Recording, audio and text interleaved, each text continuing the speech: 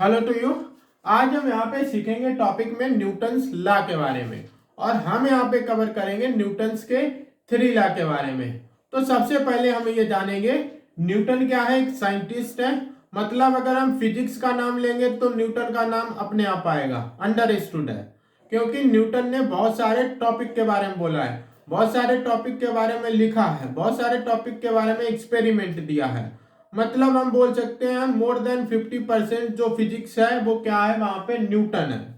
तो हम यहाँ पे सीखेंगे न्यूटन्स के 3 लॉ है। तो first law, second law, third law.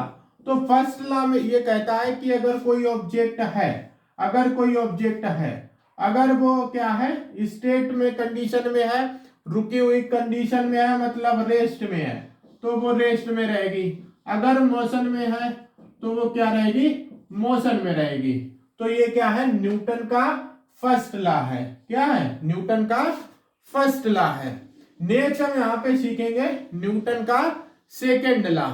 तो न्यूटन का सेकेंड लॉ ये कहता है कि कोई एक ऑब्जेक्ट है, रुकी हुई अवस्था में है, तो हम उस पे क्या करेंगे, ऑन अप्लाइंग फोर्स या बाई अप्लाइंग फोर्स, वो ऑब्जेक्ट है वो क्या है, दूसरे स्थान पर मूव करना शुरू कर देगा। क्या करेगा, मूव करना शुरू कर देगा। तो इसे हम बोलेंगे न्यूटन का सेकेंड लॉ, न्यूटन का सेकेंड लॉ। नेक्स्ट हम यहाँ पे सीखेंगे न्यूटन का थर्ड लॉ।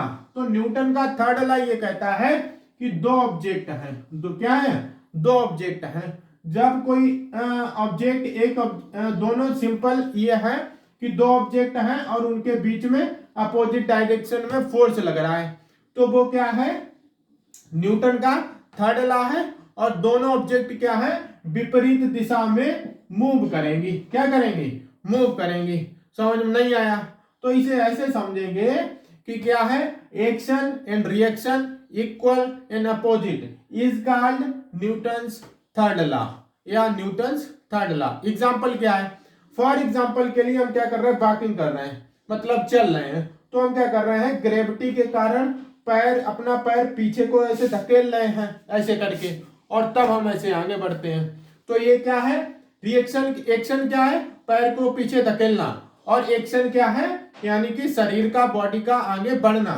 तो ये क्या है, न्यूटन्स थर्ड लॉ है। अब भी समझ में नहीं आया तो सेकंड एग्जांपल हम यहाँ पे लेंगे कि एक रिवर है, एक नाविक है। जब वो अपनी नाव को क्या करता है, मतलब किनारे आता है रिवर के, और नाव को अपने पैर से पीछे धक्का देता है और जमीन पे नाव से कूदता है, मतलब नाव से बाहर आता है। तो वहां पे क्या हो रहा है, जब हम धक्का देते हैं नाव को तो नाव पानी में पीछे की ओर जाती है, और जो व्यक्ति है, जो मैन है, वो आगे की ओर बढ़ता है। तो एक एक्शन क्या है, नाव का पीछे बढ़ना, और व्यक्ति का आगे बढ़ना क्या है, रिएक्शन है। तो ये अपोजिट दिशा में हमेशा होता है और इक्वल होता है। तो यही डिफिनीशन है, action and reaction equal and opposite is called Newton third law. Thank you.